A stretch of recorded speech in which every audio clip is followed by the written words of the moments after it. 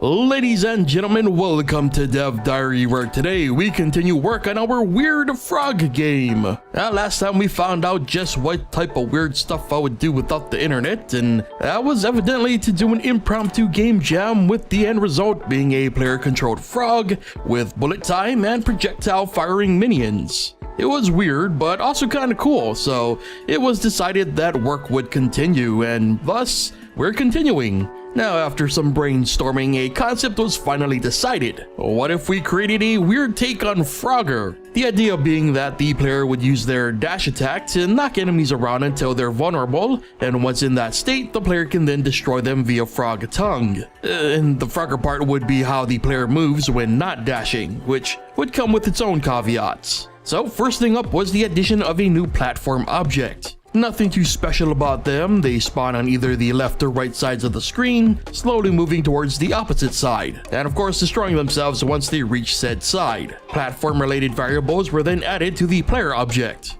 and if the player is on a platform, they are stuck to said platform until action is taken. Those variables are reset if the platform cannot be found as a failsafe, making this whole thing very trigger dependent. Then a moving boolean was added to the players so we could do an event check for players landing after a dash. This is where a collision check for platforms is done. This would also instantly refill the player's stamina meter, which is notable because if the player jumps and lands in the water, their stamina has to still recharge over time. Next, a few new variables were added to the enemy. The hurt system works as usual, but instead of destroying enemies when their HP reaches 0, they would instead enter a vulnerable state. Their movement is halted and a charge timer then begins counting. If the enemy hasn't been tongue punched by the player in time, the enemy is recharged, regaining half their HP and free to continue behaving as normal. Now going back to the player, a new state was also added. In this new state, a timer would run for 30 frames before resetting to the default movement state. Now this state not only counts to 30 frames, but also does a whole lot of array value manipulation. It also creates a collision line which would represent our little frog's tongue in length. And any enemies coming in contact with this line are checked, and if they are vulnerable, they are destroyed. The array is then used to draw said tongue to the player during this tongue attack state. And all of these changes resulted in something weird, just as expected. Indeed, a very odd take on the Frogger concept, with an added unique fighting mechanic I don't think I've really seen in games.